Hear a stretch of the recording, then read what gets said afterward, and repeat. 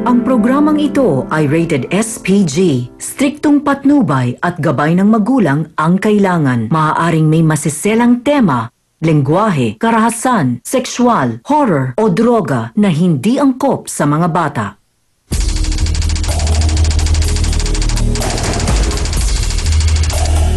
Ngayong umaga, Miss Gay Pangkalawakan 2012 title holder, Mandaraya na, mang-aagaw pa ng papa. Hindi ko maintindihan kung laki na lang ako tinatalo ng bakla na yun eh. Sakit ang loob ko. Yung tatalunin niya ako ng ganun, Diyos ko naman, na kung hindi pa magkakapera yan, hindi siya sasali sa contest, nababayaran niya ang mga judges para makuha niya ang second or first. Hindi ko binibili lahat ng trophy. Nananalo talaga ako ng Miss Gay. Lagi ako nagka-title. Pawi kaya ang corona at maibalik ang inagaw na papa? Pinakilala niya sa akin yung lalaki. Tapos, yung lalaki, pinakikilala niya sa ibang bakla. Tama ba naman yun? Binibigyan na nga ng lalaki kung ano pa sinasabi sa akin. Harapin natin at pag-usapan yan dito lang sa nag-iisang Barangay Hall on Air ng Bayan! Face to face! Sausawero, Sausawera! Let's get ready for Sausawa!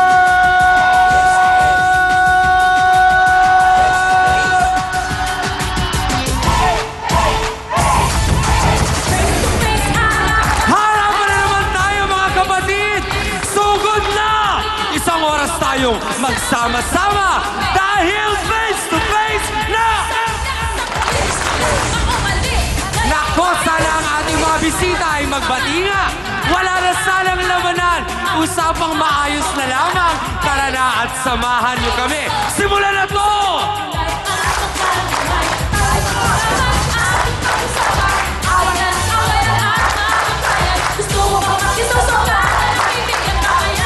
Mga kapatid, ano ang paborito sa umaga?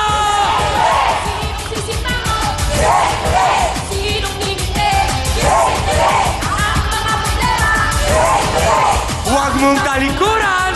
Harapin mo face to face! Hey!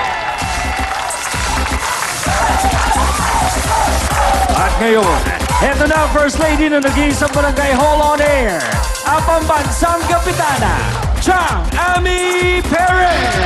Hello mga kapatid! A very beautiful morning to all of you. Nako, dadayuhin tayo ng mga bisitang ubod na ang gaganda today. Abay, walang kokontra. Dahil ang issue, mga gay beauty queens. Aba, pero etong nakakalungkot. Abay, nagkakadayaan na sa corona. Nag-aagawan pa ng mga papa. Naku, Hans, matanong ko nga, sumali ka na ba sa gay contest? Siyang naging first runner-up ako sa Miss Puerto Galera. Oh! Pero ito yung nung maliit na Becky pa lamang ako. Ako nga mismo parang gusto ko nang kalimutan ng mga pangyayaring yon. Kayo mga kasawsawan, ano ba ang magandang gawin ngayong umagang to? Abay, kapag ganito ang usapin, kasama natin ang isang espesyal na sausawera, ang first congressional nominee ng Ladlad Party List. Wala pong iba. At sinta at ng Pilipinong LGBT na si Bems Benedito. Kaya naman, B1 at B2, kayo ang mga escorts sa mga beauty queen natin today. Gagabayan at tutulungan natin silang maging title holders talaga pagdating sa mga good lessons in life, kasama sina Attorney Ben Acosta, Dr. Camille Garcia, Father Sunny Merida, ang ating pong pinakamamahal na trio tagapayo. Kaya naman Pilipinas, buong mundo, what are we waiting for? Aba, let's make it a come on. Face to face na! Face to face na! Mga kapatid, naawa raw siya sa kaibigan niyang sinisiraan na mandaraya at nilalait ng kapwa nila Becky. Kaya naman upang ipagtanggol ang kanyang Becky friend, narito po si Mark Marian Yakid. Pasok! Face to face! Face to face! Napaka-sexy naman ni Mark. Hi, Mark. Ano bang Oo, talo ang sapatos ko. Ano ba ang gusto mong itawag ko sa'yo? Mark ba o Marian? Diyosa. Sorry naman. Josa. Sino itong friend mo, Josa, na inaapi-api, pinagbibintangan na mandaraya? Sino ito? Si Michael. Bakit siya pinagbibintangan ng ganon? Lagi kasi siyang nananalo eh. Oho. Sa contest, kahit saan kami dumayo, laging hindi nakakakuha. Gano'ng katagal na kayo sumasali sa contest? Ako matagal na, nauna ako sa kanya. Kasi noon, Paano kayo naging magkaibigan? noon kasi, laging pang magandahan yung contest. Alam naman natin lahat yan. Neto lang sumikat yung mga mutsaka, para sa pangit.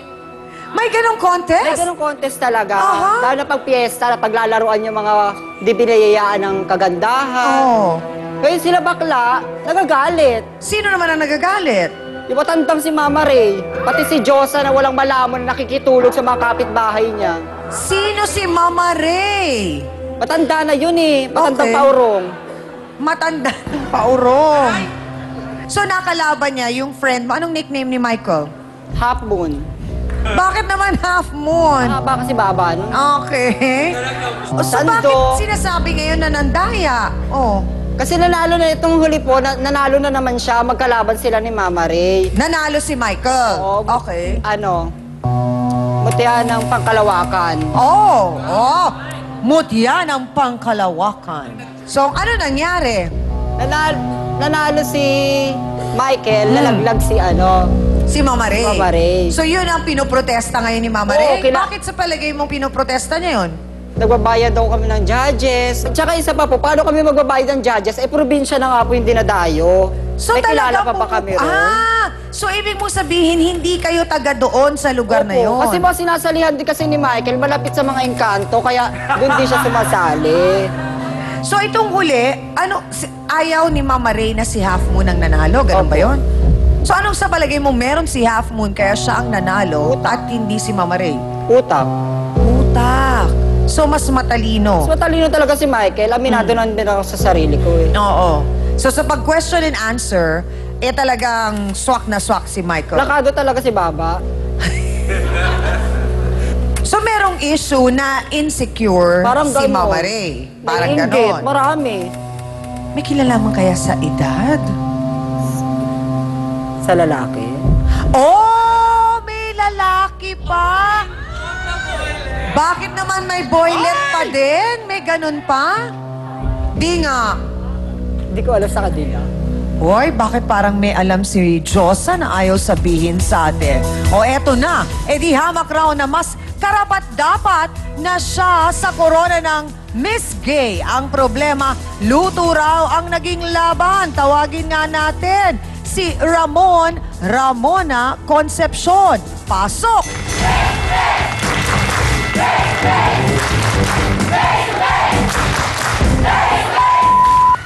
Uy, sandali lang! Bakit niya nasabi na siya ang dapat manalo?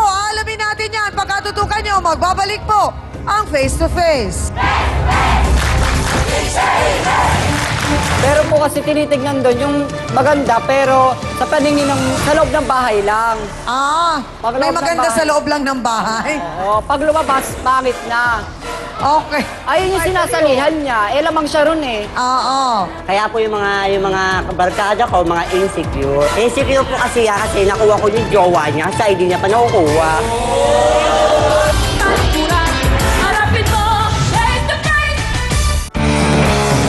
Don't go away.